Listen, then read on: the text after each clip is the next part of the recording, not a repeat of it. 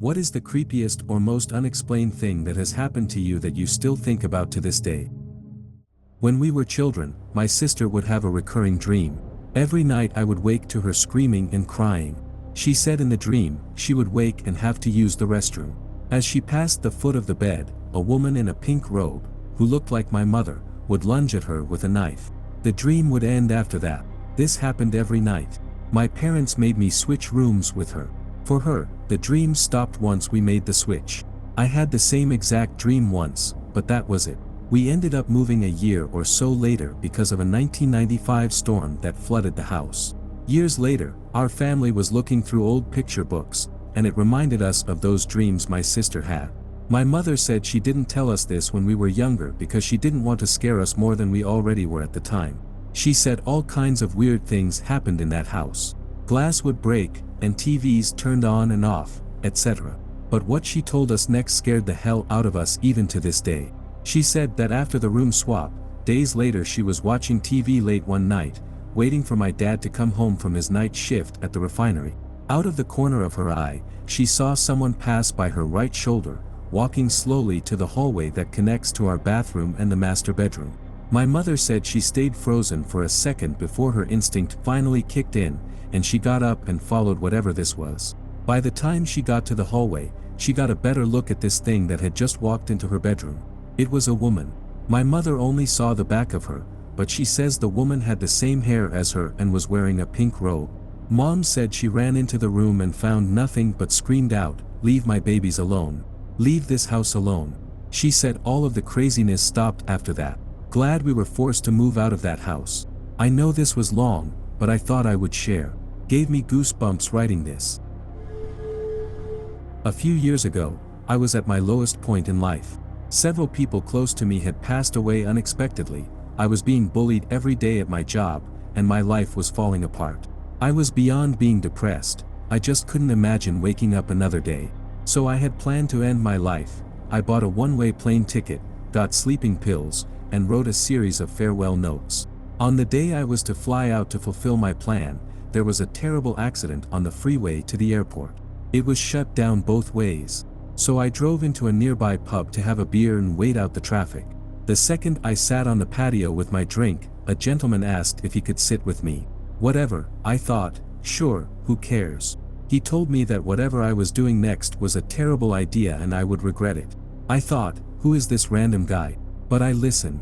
He said that he sensed I was in pain, but that I had an incredible life ahead of me and that this was not the way my story was supposed to end. Again, I had never met this guy in my life, and I hadn't mentioned a word to him about my plan. He asked me to hand him my keys and my wallet, and he'd give them back to me after I talked and he listened. I poured my heart out to this random guy. I told him all my traumas and pains in life and why I was heading to the airport on a one-way ticket to end my life in a cemetery across the country where my family was buried. He just listened. And then he pulled out a lighter, asked me to pull out my farewell letters, and helped me burn them. He told me I was worth so much to the world and that after I finished my drink, I needed to head home and get some sleep. He told me I was going to be okay tomorrow, and I believed him. He then gave me my keys and wallet back. I left that afternoon and went home, hugged my family, and got some sleep, and the next day, I started working on myself, finding a therapist, a new job. Years later, I'm in a fantastic place in life, so far from where I was that day. To this day, no one in my life knows how close I came to ending it all, but this random stranger just somehow understood me, and saved my life. I never saw him again, I don't even know his name. It's the most unexplained thing that has ever happened to me, and I think about that guy every day, so, thank you, kind stranger, for saving my life that random September day on a pub patio. Google Maps took my husband and me on an unexplainable, hellish 4-hour detour into the Siskiyou National Forest in the middle of the night. We experienced many creepy things that seemed literally impossible. It turned out to be right through land sacred to indigenous tribes when I researched the area looking for answers. The biggest things that are still unexplainable to me are the amount of distance and time that we could not account for in the morning. When we lost service, I had started counting miles on my odometer to tell when the next turn should be. After Google Maps stopped working as a guide, it would load wrong directions that did not exist. I gave up counting after 30 miles of going down a one-way dirt road on the side of a mountain that was supposed to be 10 miles total. The odometer read 108,835 miles. We traveled down that one-way road littered with rock slide debris and near impassable areas with no way to turn back for another 2 hours until we eventually got stuck with another wayward couple at someone's private gate. We had entered the Dirt Forest Service Road at 9 p.m., and it was 1:45 a.m. when we got stuck at the gate. The other couple was so terrified after driving that same road that they did not get out of their car or turn off their headlights until 11 a.m. the next morning.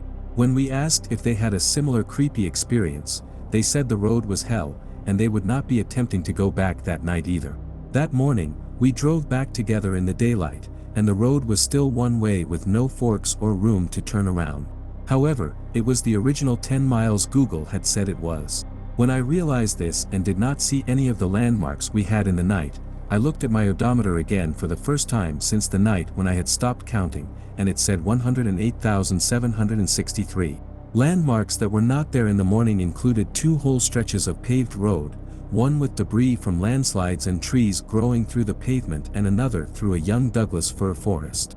There were also rocks with symbols in faded paint on them, a tree with shining baubles hanging on fishing wire, a large rock and divot from water that made the road so narrow it was nearly impassable, multiple old wooden signs, an area with lighting on the mountainside that looked like a town at night, and a downed tree with flowers growing all around it. Surreal experiences included cars headed in the other direction that the couple 10 minutes behind us did not see, rocks near no water source that looked dripping wet, the radio picking up weird music and sounds, and visual distortion of distance. The weirdest thing is that when we talked about it later, we realized that when we had been pointing out certain landmarks, they had appeared slightly different to each of us. For example, the same painted rocks appeared as different colors to each of us. The baubles on the tree were Christmas decorations to me and fishing weights to my husband. I am not sure what happened that night, but we have never gone back or found an explanation. You know how some people do weird things in their sleep sometimes? Well, I sleep drove to another state. I haven't talked about this anywhere before, and this is the first time I'm sharing it. It was a normal night. I clocked out from my shift at the local taco place, and as I was heading home, which was only a 1.5-mile drive, I started to feel like I was falling asleep at the wheel. It was strange because I felt the usual amount of tiredness after work, nothing extreme. I shut my eyes for what felt like a second after stopping at a stop sign in an intersection just 3 blocks from my house. When I opened my eyes, I didn't recognize where I was, and my car was completely out of gas. My phone was dead, the car wouldn't start, and I found myself in some rural area, absolutely terrified. Thankfully, I was just over the Texas-Louisiana border, so I was able to flag down a tow truck to get enough gas to make it to a station and eventually get home, although much later than usual. I have no idea what made me autopilot to Louisiana, but judging by where I was, it looked like I was heading toward Baton Rouge for some reason, and I still don't know why. I was a child, around 4 years old, and I climbed a ceiling-to-floor high shelf. I reached the top. The shelf was solid wood and very heavy, and even at that age, I trusted it for its sturdiness. Of course, the shelf started to fall. All of a sudden, an invisible arm held and pressed me up against the falling shelf. Then the fall began to happen in slow motion. Not just in my mind, physically, everything slowed down. I remember thinking, this is weird. What's happening? The fall seemed to take hours, not exaggerating. I wasn't using any muscles, just being held by something invisible. Finally, I was gently placed on the ground. First my bum, then, even more gently, my little head. The shelf was also placed down alongside me. My mother walked in, screaming in hysterics. But I didn't have a scratch on me. Mama. It didn't hurt. It was slow. Something held me. But adults often dismiss what children say. God, ghost, angel, I'll never know. When I was 14, I went on a date to the park with a boy I had a crush on for years.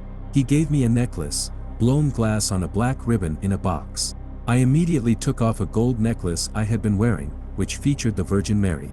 It was essentially an heirloom in my family, and we didn't have many things like that. So at the end of the night, when I realized the box was no longer in my pocket, I lost my mind. We walked all over the park looking for the box or the necklace. I came back the next day to search again, asked the park attendants to keep an eye out, and even asked another friend to check. There was no sign of the box. I was so terrified of having to tell my mom that I lost it that I ended up with a 3-day migraine.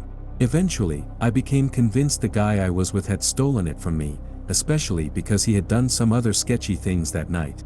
Losing the necklace after that night seemed symbolic of a loss of innocence to me. My mom never asked about the necklace. I'm now 22, and a few months ago, I found the necklace in my mom's jewelry box. I know no one is likely to see this, but I really just want to get it out there. When Google Earth was new to me, I used to randomly zoom in and out on different places on the Earth. Most of the time, I'd just end up looking at random buildings and such. One time, I was zooming in on the ocean, and I saw a little biohazard symbol. When I clicked on it, a video popped up with some type of foreign language and something that sounded like a tornado siren. It proceeded to cycle through pictures of horrifying, animal-like creatures. I remember scrambling to close the video and feeling sick with fear. I never ended up telling anyone about it, because I thought it might be some kind of top-secret organization. Looking back, it was probably just a prank or maybe a fever dream I had. I've tried searching for it recently, but I still can't find it again. This must have been when I was 15, I'm 29 now. My sister and I went on a trip to San Antonio, Texas, USA, because my aunt and uncle wanted to take us on vacation since they don't have children. We traveled by car, and once we arrived, it was late, around 9 p.m. or so, we decided to grab dinner at a TGIF. I'm not sure where my uncle and sister were, the details of the night are foggy, except for the events that unfolded after this point, but my aunt and I were sitting in a booth, waiting for our server and having a conversation. The next thing I remember is the look on my aunt's face. She looked dumbfounded, like she had just seen a ghost. Trying to understand why she was staring at me, I asked her what was wrong. She asked, "Are you okay?" in a half-joking, half-serious tone, like she was nervously trying to contain how creeped out she was. Confused, I asked her to explain. She told me, "You stopped in the middle of our conversation, pulled out your wallet, took out your ID, and stared at it. Then, without saying a word, you stood up, walked away, came back, and sat down without uttering another word. And now here we are." I didn't know what to say. I wasn't sure if she was joking, but the seriousness in her expression made me feel pale. I told her I had no idea what she was talking about. She asked again if I was aware of what I had done at all. We went back and forth until curiosity turned into complete creepiness. I stayed quiet. She stayed quiet. We quickly changed the subject and never talked about it again. To this day, I have no memory, no recollection of that ever happening, and nothing even remotely similar has happened to me, at least that someone else can account for. It still creeps me out just thinking about it.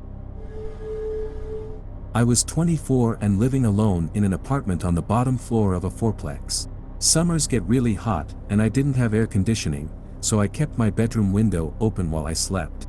One night, I woke up from a dead sleep to hear a man's voice, so clear, it sounded like he was in my room.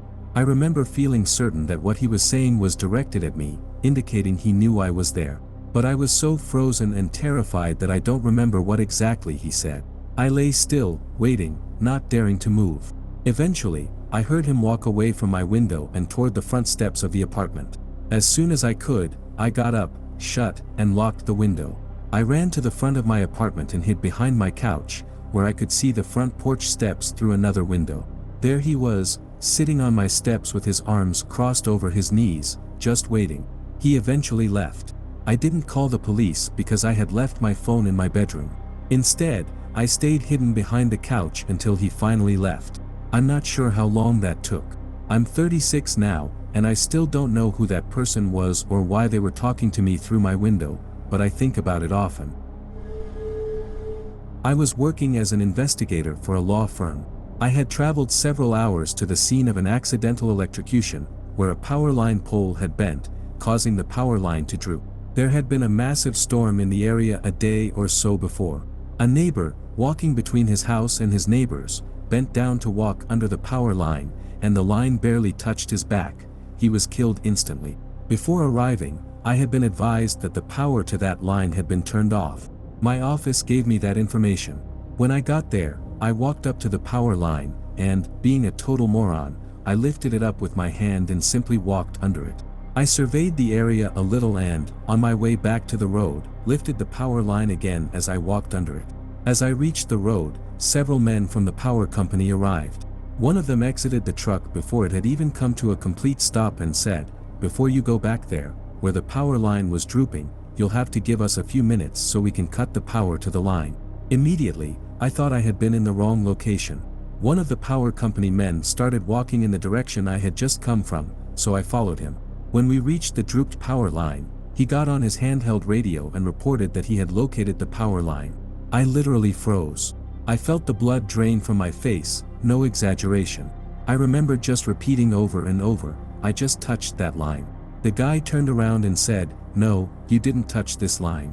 This is the one that still has power running to it. I promise you, you didn't touch this line." I just kept repeating that I had touched that line twice. He kinda laughed and said, "Yeah, okay," obviously being sarcastic. Honestly, the next thing I remember, I was standing next to my car. I was in some form of mild shock. At some point, the other linemen came back, and I remember one of them saying something about that line not being grounded. I don't even remember replying. I got in my car and drove away. I think this is the first time I've ever written about that day or even mentioned it. Mostly because I know how unbelievable it sounds. But it happened. I don't know how I touched a live power line twice and didn't drop dead. No idea. I can't explain it, nor do I feel the need to. It happened, I'll never forget it, and I'll never be able to explain it. That was about 20 years ago, and I still think about it. I've even had a few nightmares about it. Oh, and yes, it's crossed my mind many times why that line and area weren't at least taped off or barricaded, considering there was still a live and deadly power line hanging several feet off the ground. That lack of warning probably convinced me that the power to that line had been cut. To make things even stranger, I've always been terrified of electricity. I'll change a light bulb, but that's about as far as it goes. I don't mind most other things, but electrical wires, sockets, anything like that, I always defer to my electrician friends.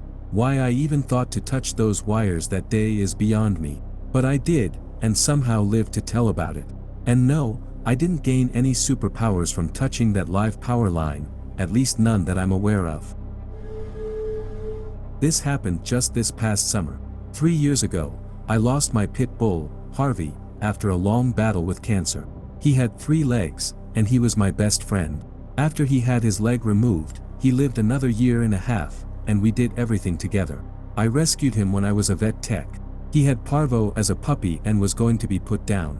I found myself asking the owner if I could take him instead and pay for his treatment. There was just something about that sad little puppy. I knew he was meant to be my dog. The owner agreed, and I saved him, not only from parvo, but also from valley fever. He needed 2 very expensive knee surgeries, and then came the cancer. But I would have gladly been homeless with that dog. We kept each other safe. Right before I had to put him down, I asked him, "After you rest for a while across the Rainbow Bridge, will you please find a way to come back to me? I'm not ready to be without you." I gave him a hug and said, "See you later, okay? I love you, goodbye." I never felt more devastated. The grief was overwhelming.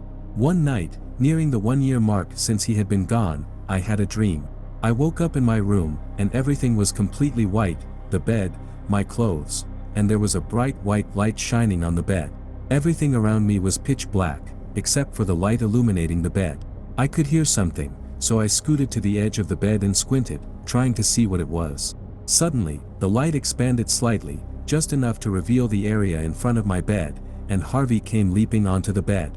And do you know what? He didn't have gray hair or 3 legs anymore. He was young, sleek, shining, and had all of his legs. He was healthy, and I grabbed onto him so tightly and just kept saying, "Thank you, Harvey. I love you so much. I missed you." The dream didn't last long. I woke up with my face wet with tears, realizing he had come back to me in the only way he knew how. It helped me understand that he never really left me. Fast forward to the day before National Dog Day in 2019. I came across a picture of another pit bull puppy that looked eerily similar to Harvey in a "puppies for sale" post. I circled the puppy in the post and sent it back to the owner. He replied, saying it was the last male puppy they had. I said I'd take him. We named him Eddie. I knew he wasn't Harvey, but having Eddie made Harvey feel so much closer to me, and the gigantic hole in my heart didn't seem as vast. Eddie bonded with me immediately. He loved my boys, and they kept saying, "He's just like Harvey. You brought him back to life. How did you do that?" It was a great year. Then, on National Dog Day in 2020, I didn't realize the significance of the date right away. It was during COVID, and the kids were going stir-crazy being in quarantine. That morning, my youngest stepson came to me and whispered, "Hey Angie, come quick. Get your camera, Eddie is taking a nap, but he's sitting on the couch like a person. Please take a picture." Honestly, I was a little annoyed and said, "What? Like right now? I'm still in bed." But sure enough, Eddie was sitting on his bottom, head up, half asleep, so I snapped a few pictures. My son kept insisting, "Oh Angie, please take more," but I told him we had enough. As he was scrolling through the photos, Eddie came over, and we started snuggling as I petted his belly. Suddenly, my son exclaimed, "Angie, look. Harvey is sitting next to Eddie on the couch. Look." I looked at the picture, and there was some lens flare in the photo. I'm into spirituality, have crystals all over my house, and often talk about spirits, so I figured my son must have seen me point out anomalies in another photo before. It was so cute. I shared the photo and what my son said with friends and family on Facebook, and I couldn't help but cry. I told my boys to go play in the pool, and as usual, Eddie followed them outside. I grabbed towels as they jumped in.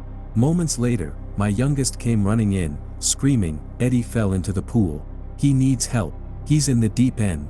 I dropped everything and grabbed my stethoscope from the wall as I sprinted outside, but I didn't get to him in time. Eddie passed away less than an hour after I posted that photo.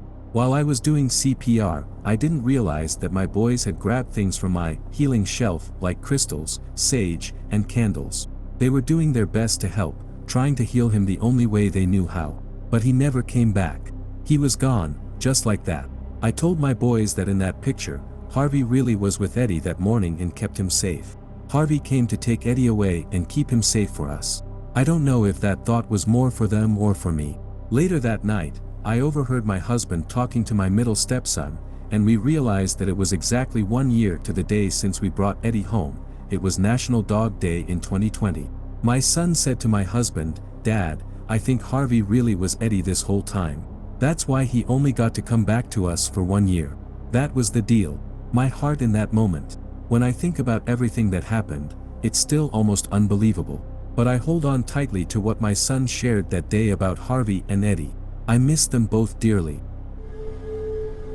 My girlfriend and I are in a long-distance relationship, and we usually take turns traveling between each other's countries, Australia and Canada. About 2 years ago, it was my turn to visit her in Australia, where I stayed with her and her mom. For a bit of background, my girlfriend's room was an extension of their garage, so you had to walk through the garage to get to her room. A couple of weeks into my stay, I woke up around 1 a.m., and the room was glowing red. I looked up at the ceiling and saw this black figure crawling across it. It moved in such an unnatural way, almost as if it was breaking its bones with every movement. I started screaming, which woke my girlfriend, and she also looked up and started screaming. Instinctively, I grabbed my pillow and threw it at the figure. Then everything went black, and the next thing I knew, I was waking up a few hours later. My girlfriend was fast asleep, so I thought it had been a weird dream. I needed to use the washroom, so I walked through the garage to open the door to the main house. My girlfriend's mom had mentioned before that she was getting frustrated with us using the washroom late at night because the garage door clicked loudly and would wake her up, as her bedroom was down the hallway near the door. So, I was trying to be as quiet as possible when I turned the handle. But as soon as I opened the door and it clicked, her mom started screaming at the top of her lungs. Thinking I had woken her up and she was angry, I quickly closed the door and went back to my girlfriend's room. I nudged her awake and told her that her mom was screaming. She got up to check on her and try to calm her down. About 20 minutes later, my girlfriend returned to the room in complete silence. She asked me if I had seen the room glowing red earlier and the figure in the ceiling. I told her yes, and she went wide-eyed, saying she thought it had been a dream. Then she told me her mom wasn't screaming at me. Apparently, when I opened the door, it did wake her up, but when she woke up, she saw a black figure standing at the foot of her bed, slowly moving toward her. She blacked out as well and only woke up when my girlfriend checked on her. Yeah, the entire house slept with the lights on for a month after that. I was about 10 when this happened, and I'm in my early 30s now. It was late at night, and I remember seeing my grandmother standing at the front screen door, looking outside and talking to someone. I saw that she was talking to my dad. I couldn't see his face because he was facing away from her, but I recognized him immediately. He was shirtless, and he had a very large, distinct mole in the middle of his back. He was mumbling something I couldn't make out, and my grandmother was saying something along the lines of, "If you love them so much, why did you go and do this?" The strange thing was, my mom wasn't there with us to witness this. She had left moments earlier after receiving a call that my dad had been driving drunk and had hit a mule on the highway. He was in the hospital, hanging on to life. When I was 11, my family moved to a new town because of my dad's job. We were only going to stay there for a year, and luckily, we were given a house in a small, closed community of about 20 houses specifically for army officials and their families. One day, my parents went out and took my baby sister with them, while my older sister was at a friend's house. I was left alone with our dog for about 2 hours. I was playing in my room when I remembered that my black socks for my Monday uniform, a kind of suit we wore on Mondays, were drying in the backyard.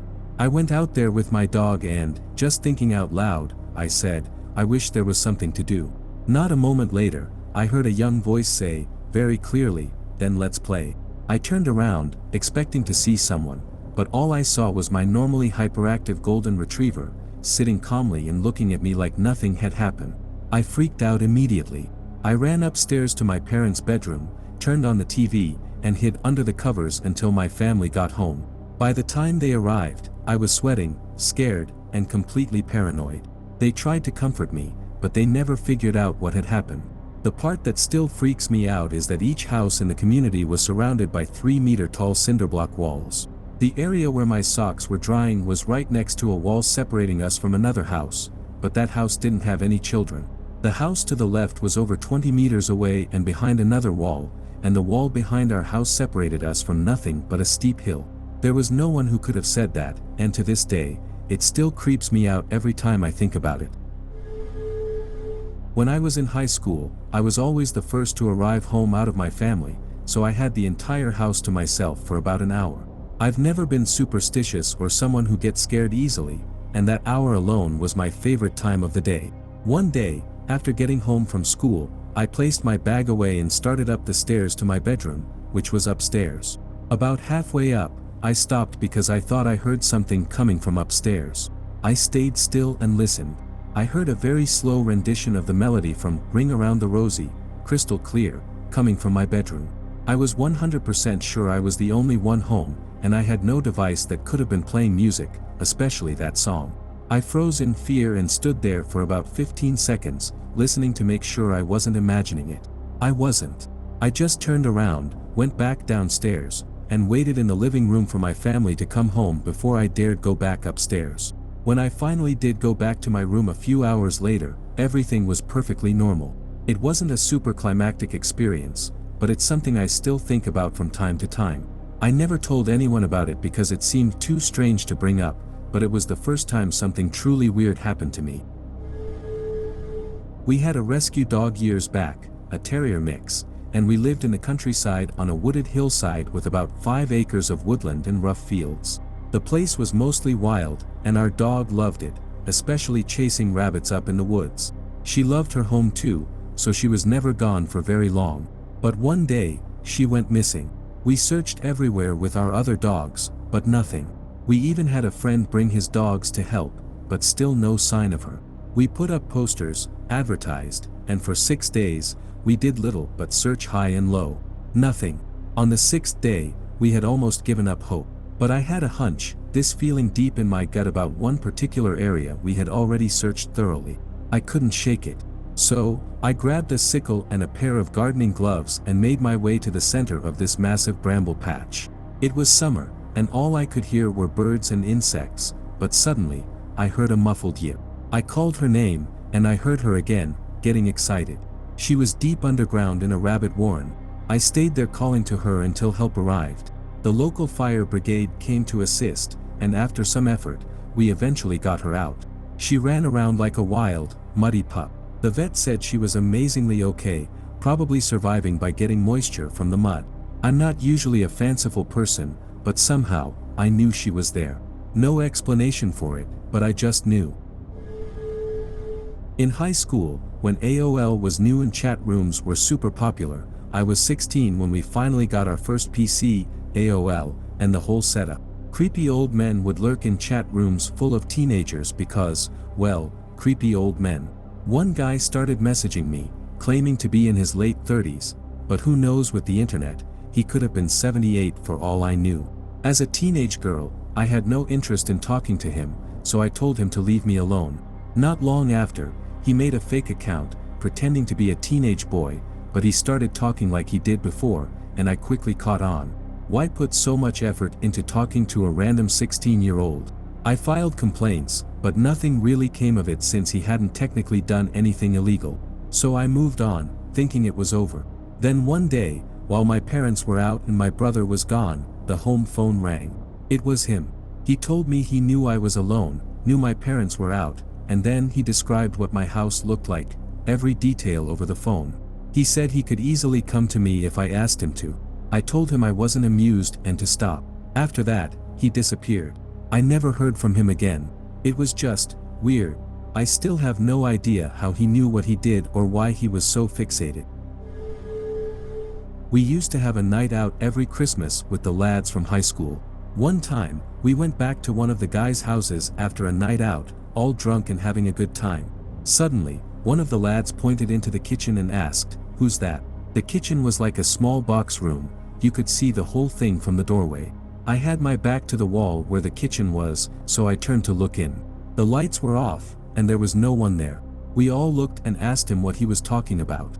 He stayed there, pointing, and said, "No, who are those two people there?" The guy whose house it was looked into the kitchen and turned on the light. Again, no one was there. We asked if he was okay and what he was going on about. He said, "Look, that fella is leaning on the worktop, and the other one is leaning, pointing, and laughing at me." We kept telling him there was no one there, but he kept insisting. After about 10 minutes of back and forth, he started describing what the figures were wearing. At that point, the lad who could see these people realized that none of us could. He suddenly started freaking out, tearing up and shaking uncontrollably, saying he had to get out of the house. He was shaking so much that we had to help him put his shoes on. Once he left, and with all of us being drunk, no drugs that we knew of, we laughed it off as him just having a weird moment. But then, the guy whose house it was said that he had described his uncle and granddad, who had long since passed away, exactly how they used to stand and what clothes they used to wear. I wouldn't have believed it if I hadn't been there. To be honest, I still think he just had some kind of mad episode. But to this day, any time we bring it up, he refuses to talk about it and won't entertain any conversation about what happened. It sounds far-fetched, but that's 100% true. I don't believe in ghosts, and I still think he just had a moment, but it was genuinely weird and unsettling. My grandma and I both saw what we believe was a dead person in our laundry room once. The laundry room was connected to the kitchen by a doorway, and the kitchen connected to the living room as well. One afternoon, my grandma needed a hamper, so I followed her to the laundry room. As soon as we stepped foot in that doorway, we both saw the dead person. It looked to be about my height. I was 6 or 7 at the time, and it was completely black. Not like a person with dark skin, but as if it had a literal black coating all over its body. It was slumped near the washing machine. We only saw it for a split second, just long enough to register that it was there, and then it was gone. I remember my grandma asking, "Did you see that?" and then laughing it off, trying to brush it aside. She got the hamper and went about her business, but I avoided the kitchen for a while after that. On a semi-related note, I used to have the freakiest nightmares in that house. They were so graphic and so frequent that my pediatrician even suggested I see a therapist. When I was in 3rd grade, we moved to a new town and into an old house that we were renovating. While we were fixing it up, we lived in a camper in the backyard. During the renovation, we found all sorts of old things hidden in the walls: bottles, an old pair of glasses, letters, old newspapers, and even pictures of children in school clothes. The house was 2 stories, and the stairs seemed to be the focal point for all the creepy stuff that happened there. At the top of the stairs, there was a small landing before it led to 2 bedrooms.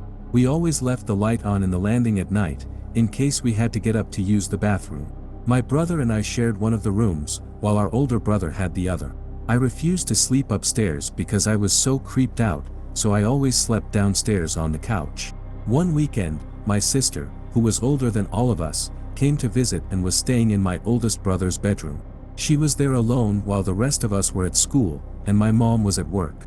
As she was sitting in the room watching TV, she heard footsteps coming up the stairs.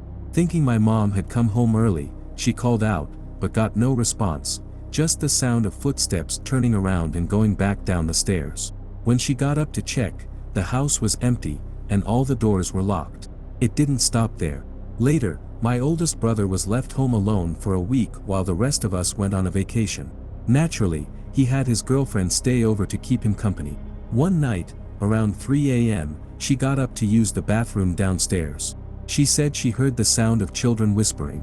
A couple of nights later, at around 3 or 4 a.m., his girlfriend woke him up, saying someone was in the house.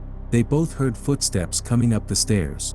Since the landing light was on, they could see a shadow under the door, like someone was standing there, and then the doorknob started shaking. Luckily, the door was locked. They both started freaking out, and my brother jumped out of bed. We had one of those display samurai swords that wasn't even sharp, but he grabbed it and went toward the door. They heard more footsteps running down the stairs, and, bravely, or stupidly, my brother followed. He ran downstairs and found nothing. The house was empty, and all the windows and doors were closed and locked. He called the police, but nothing ever came of it. It was one of the creepiest times in that house, and we never really got any answers. Back in around 2008, I lived near my college in an apartment. It was set back from the main road, in a wooded and hilly area. One night, I was out running near sundown. I was at the bottom of a hill behind my apartment, near the end of my run. When I looked up, I saw 3 guys on bikes just sitting at the top of the hill. Being a 20-year-old female, my instincts kicked in. I told myself I was just psyching myself out and kept running. About halfway up the hill, the 3 guys were still sitting there, facing in my direction. I didn't have a phone or anywhere else to go, so I decided to just run as hard as I could and scream if I needed to. Suddenly, I heard something coming up beside me. I looked to my right and saw a German Shepherd running alongside me. I had never seen this dog before in my life. But somehow, I just knew I was going to be okay. I kept running up the hill with this random dog by my side. As we approached the guys, the dog moved slightly ahead of me and ran directly in front of me, instead of staying on my right. He stopped dead in his tracks right in front of them. I kept running, not even making eye contact with the guys. Once I passed them, the dog caught up with me and stayed by my side until I turned into my apartment's well-lit parking lot. Then, just as quickly as he had appeared, he disappeared into the trees. I took that same route at the same time every day for weeks afterward, hoping to see him again. I even drove down that road often, but I never saw him again. My friends are convinced he was a guardian angel making sure I stayed safe. I'm not really a believer, so I don't know, but it was the creepiest, most bizarre, and most awesome thing that has ever happened to me. A couple of things happened to me and my housemate when we moved into the top apartment in an old building in Europe, right next to a forest known for witchcraft. The locals even have a witches' parade every year. It's a harmless bit of fun. The apartment was huge, 3 bathrooms, 2 bedrooms, a study, 2 living rooms, a living space, a kitchen, 2 balconies. The bigger one was upstairs, across from a door to the attic that ran across the entire house. It was dark and full of a lot of old stuff, like from a century ago. We found porcelain, really old wooden furniture, and a doll neither of us wanted to touch. There were also some children's slippers and black and white pictures of a child from when the town still had carts pulled by oxen. It was a wonderful place to live, and the cheap rent made it even more wonderful, but both of us were mildly creeped out in the beginning. We used to hear things while in our rooms, like banging or footsteps, or like something had fallen on the carpets. My housemate would text me, "Did you hear that too?" but she soon stopped. She never wanted to talk about it either. I guess she didn't want to give it any power by acknowledging it. I clearly remember the first time she was out. It was winter, so it got dark by 4 p.m. I needed to grab groceries, so I left all the lights on to make myself feel better. I tried to look for my earphones for some music along the way, but I couldn't find them and I left without them. When I returned, every single light in the house was switched off, except the one in my room, and when I went to my room, my earphones were lying neatly rolled on the top of my bed.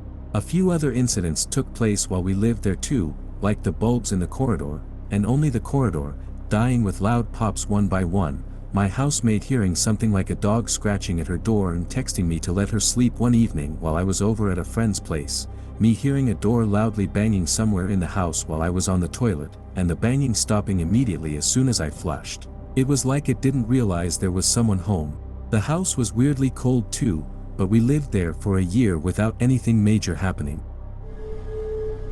A lot of weird stuff has happened to me in my life, so either I'm haunted by some trickster god type of stuff or things just tend to get strange naturally around me and I'm too stupid to figure out what's going on. I've chosen 3 things that I absolutely can't explain, and had other people witness them. The first story takes place at a friend's apartment around 15 years ago. We were watching TV and just talking, and the subject turned to ghosts for some reason. I told her that I believed there was something more in this world that we still didn't understand, but she just laughed and said she had never believed in that kind of stuff and never would. She then shouted for the ghosts in the room to show themselves, just to mess with me. She waited, smirking, for a few seconds, and then we heard what sounded like a heartbeat. Like rhythmic thumping. We looked around for a second and found the source almost immediately. It was my purse. It was lying on the table in front of us, pulsating like a heart. I grabbed it and emptied it, but we couldn't find anything that could have caused the weird heartbeat. The second story takes place around the same time, but in another friend's house. He had told me on several occasions that he often heard footsteps in his living room, but I figured that it probably was creaky floors or pipes since it was an old house. But one night when my sister and I were at his place, we heard them as well. It was clear as day. Someone was walking, in heavy boots it sounded like, from his kitchen into his living room and stopped right in front of the couch we were sitting on. The last story happened to me and my dad when I used to live with him and my sister. My dad and I were sitting in the living room watching a movie one night. My sister was in her room studying. When sitting in the living room, you could see the hallway to the left that began at my sister's room, went past the living room and all the other rooms, and ended by the office where the family computer was. Both my dad and I saw my sister walk past from her room to the office. We both turned and looked at her. 2 minutes later, we saw her again, walking in the exact same direction. My dad and I looked at each other, and he pointed out how weird it was that we never saw her go the other way back, and if we saw her again, he would ask her what she was doing. And sure enough, a few minutes later, she walked again from her room to the office. My dad called out for her and asked if she was in the office. She then walked out of her room again and said no. Why did he ask? We have no idea who or what we saw that night wandering the same route again and again, and my dad still considers it the weirdest thing he has ever experienced. When I was a kid, I lived in this tiny 2-bedroom apartment with my mom and sister. For whatever reason, I used to sleep on the couch in the living room, wake up at 3 a.m. and watch anime while I got ready for school, and then sleep for a few more hours. I honestly don't remember why I used to do this. Anyways, one night I was awake, it was probably around 2 or 3 a.m., and all of a sudden someone started banging on the window and screaming. I mean, like, hysterically. It scared the absolute life out of me. This went on for a good couple of minutes before it just stopped. The weirdest part was it didn't wake up my mom, my sister, or even the neighbors. And when I asked if they heard anything, they told me no. Honestly, maybe it was just my imagination or some crazy old person, but I'll never know. Another incident that happened to me was when I was in middle school, living in a house in the middle of nowhere with my family. It was a weekend, and of course, I was sleeping in. My parents always hated that and would wake me up all the time. So when I heard this voice in my ear say, "Wake up," naturally, I woke up thinking it was my mom or something. But when I opened my eyes, no one was there or in my room. So I thought, maybe they came in a few minutes ago and I'm just now waking up. Curious, I asked them if they had tried to wake me up that morning. They both said no. To this day, I'm not sure if I was just hearing things or what, but it still freaks me out. So, this is a story my dad told me before he died. He said that he would always think back to it and he still didn't know how it happened. When I was a little baby, under 1 year old, just learning how to walk, he woke up one morning, came to my room, on the second floor, to check on me, only to find that I wasn't in my crib. He searched around the house, but I wasn't in my brother's or my sister's room. As he searched room by room, he kept getting more and more worried because he couldn't find me. Finally, he got to the kitchen, and that's when he noticed the door was unlocked and ajar, along with the screen door in front. He started to fear the worst. He ran outside, only to hear me crying. He followed my cries until he found me, in my footy pajamas, unsoiled, cold but not freezing, in the bed of his Ford F-250. He always told me that he knew there was no physical way I could have gotten myself out of my crib, down the stairs, unlocked both doors, opened them, lowered the tailgate of his truck, and heaved myself into it. He always thought about what must have happened, but he never liked giving the thought any credence. My family and I were making eggs for breakfast. I was the one cooking, and everyone else was sitting at the table. All of a sudden, I got a very strong smell of tobacco smoke, but it was a little different. It felt like it hit me right in the face, like someone directly in front of me blew a big cloud of smoke at me, and it felt like the smell was moving around. But there was just a wall and stove in front of me, no one in my family smokes, and all the windows were closed. I said, "Whoa. Something is here right in front of me." I could feel it. It was like there was a weight to it in the air, and it lingered instead of dissipating. My family looked at me, confused, asking what I was talking about. I told them there was something near me, and I smelled smoke. My mom was in the middle of talking when, all of a sudden, she started crying and hyperventilating. My dad asked her what was wrong, and she kept saying, "It's my dad, it's my dad," and crying hysterically. My grandpa had died when my mom was 11, but she said the smell and presence hit her too, and she immediately recognized it as my grandpa. She believes it was him coming back to check on her, and I guess, to meet me. It was the most paranormal, unexplainable thing that has ever happened to me.